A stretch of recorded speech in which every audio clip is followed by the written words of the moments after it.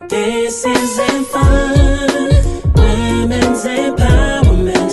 Growing you into the best version of yourself.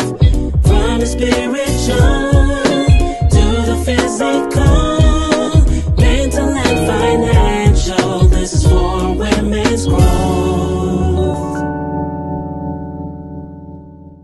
Welcome to Empowered Women's Empowerment. I am definitely MJ.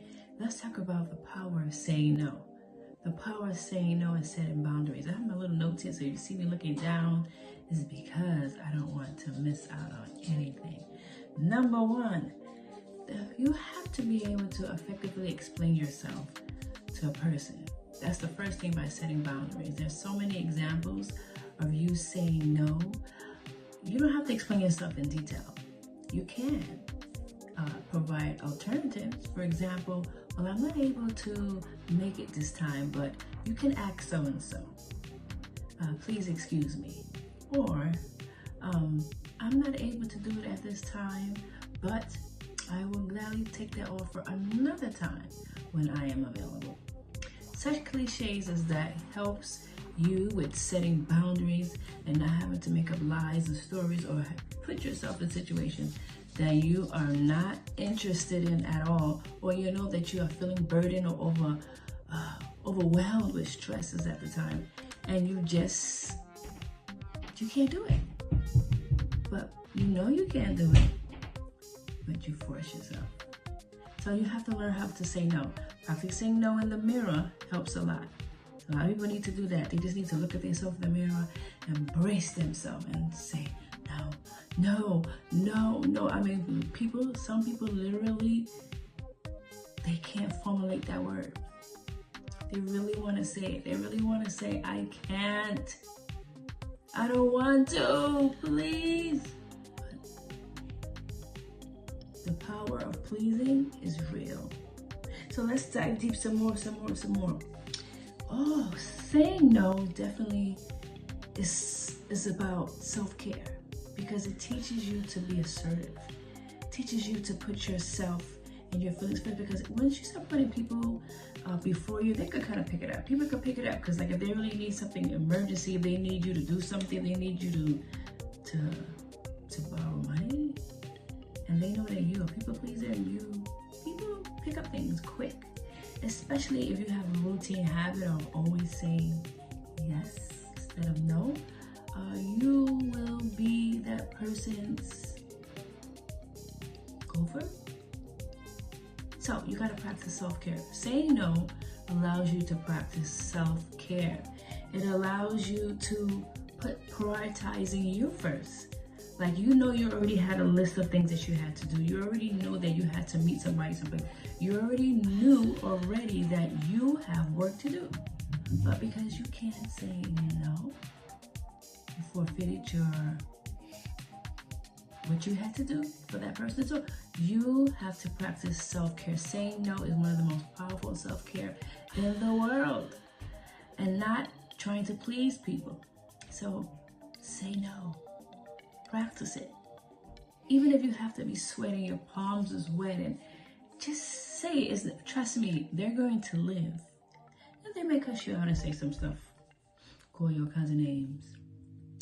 You may lose a friend or family member, but at least you have your self-care that you're prioritizing. That's very important. Let's look at what else I have here. And you have to try to do this on a daily basis, because if you just do it one time and you go back saying yes, you're gonna lose the momentum. So I don't want you to say no to everything, like you on a no spree, like you're fasting with saying no. But I want you to be able to say no when you know you can't do it. Say it. Just be like, look, because you're already losing your blessing. By you saying yes, and you're cussing out a storm and going off and mumbling and grumbling, there's no blessing in that. And actually, you're just making all your cells in your body just get all sticky, and all the blood vessels and everything is binding up, and you might have pressure elevator, or your sugar, your glucose going up, and all kinds of things, or panic attack, anxiety. That thing is real. When you don't do self-care, and you always say, yes, I'll do it. And so, it's the funny just think of some people say yes to everything. Like they will push themselves in everything and say yes to everything and be burnt out. Don't be that. Don't be that. Don't be that. Don't do that. What else I have here?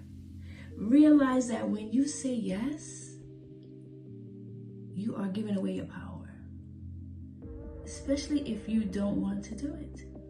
So when you allow yourself to say no and you practice it, you begin to become powerful again. You begin to set those boundaries like, look, I am not your gopher. I realize that I have self-worth. I realize that I can say no. I realize that even on my job, if I am doing things and I have a task that you already want me to do, that I don't have to leave it and pick up somebody else's task just because I want to be a people pleaser or because I don't know how to say no. You need to be like, okay, I have something here that I need to do. I have a deadline and I'm concentrating on this at the moment. That is so powerful because the person's like, what do you think she is? But that's the reality of it. You can't stop what you're doing, go do somebody else's work, and then by the time you come and do yours, you're already behind. And the person that actually told you, some people have the nerve and the audacity to actually say, you're late. Well, duh, you told me to do something else. Oh, I did? Well, you're still late. Can you imagine that? And this is real talk. Like, people are really shady out there. So you don't need to give away your power. You need to set boundaries. People are going to respect you. Believe me, if they don't want to be around you, then let them go. But you have to set boundaries. It's very important for your mental capacity so that you can function on a beautiful level of happiness and bliss. So when you say no, you just have this new freedom and confidence in your life. It's like, I am here. I can set boundaries. I know who I am. I know where I'm going. And it's a freedom.